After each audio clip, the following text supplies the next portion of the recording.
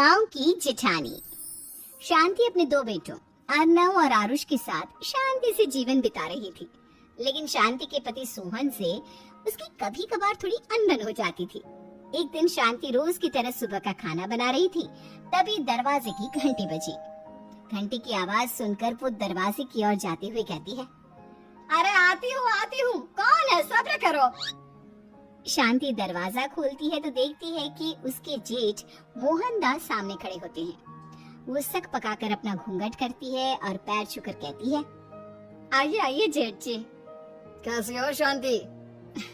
जी मैं तो बिल्कुल ठीक हूँ, सब आपकी मेहरबानी है भाई साहब। शांति और मोहनदास की बातें सुनकर शांति का पति सोहन और उसके दोनों बेटे बाहर आ जाते हैं। अरे भैया राम राम, कैसे हो आप? राम राम भाई। अरे शांति ऐसे खड़ी खड़ी क्या देख रही हो?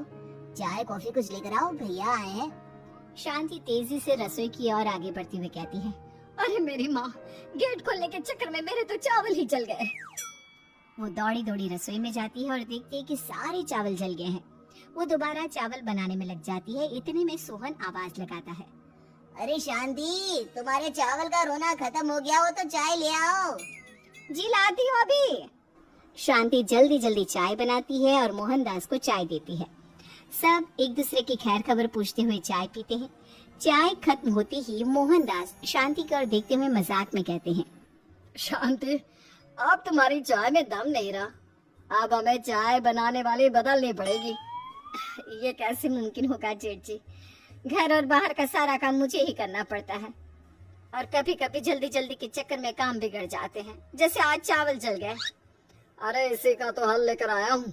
मैंने रिश्ता देखा है अर्नव और आरुष के लिए। दोनों लड़कियाँ बहुत सुंदर और सुशील हैं। अगर आप दोनों इजाजत दें तो बात करूँ आगे। सोहन और शांति रिश्ते की बात सुनकर कहते हैं, अब ठीक है, बात चलाइए ना भैया, पर पहले लड़की के बारे में कुछ बताइए तो सही।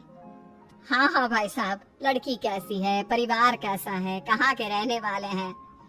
देखो परिवार तो बहुत अच्छा है, पर वे दोनों लोग बहुत गरीब हैं। दहेज में कुछ मिलेगा नहीं। अरे हमें दहेज में कुछ चाहिए भी नहीं, बस लड़की संस्कारी होनी चाहिए।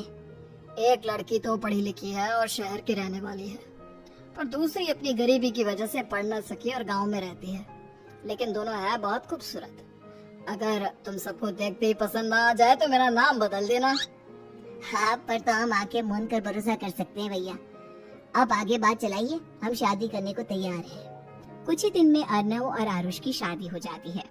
आरुष की शादी अनपढ़ लड़की मंजरी से हो जाती है, जो कि बहुत भोली भी होती है, और अर्नव की शादी पढ़ी लिखी लड़की तनुजा से हो जाती है, जो कि घमंडी और चालू होती है।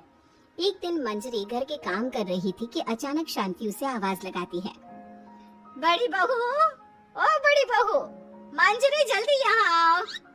मंजरी जल्दी जल्दी शांति के पास जाती है। बेटा मेरे पैर दबा दे, बहुत दर्द हो रहा है। जी माँ जी, बस बर्तन धोकर आती हूँ।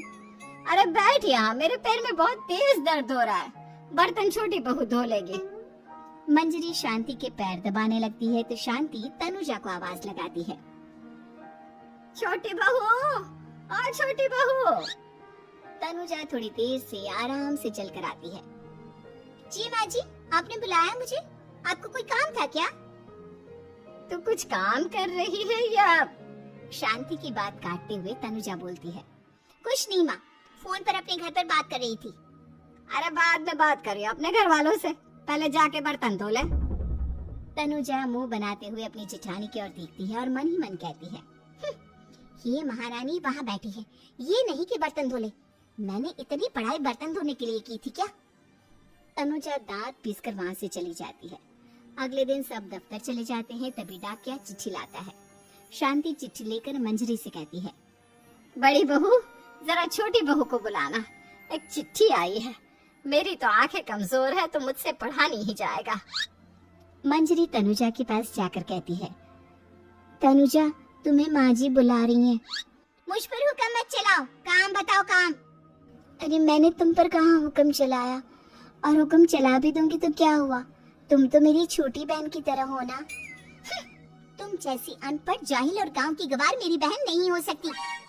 बेचारी मंजरी तनुजा की बात सुनकर अपना सा मुंह लेकर रह गई।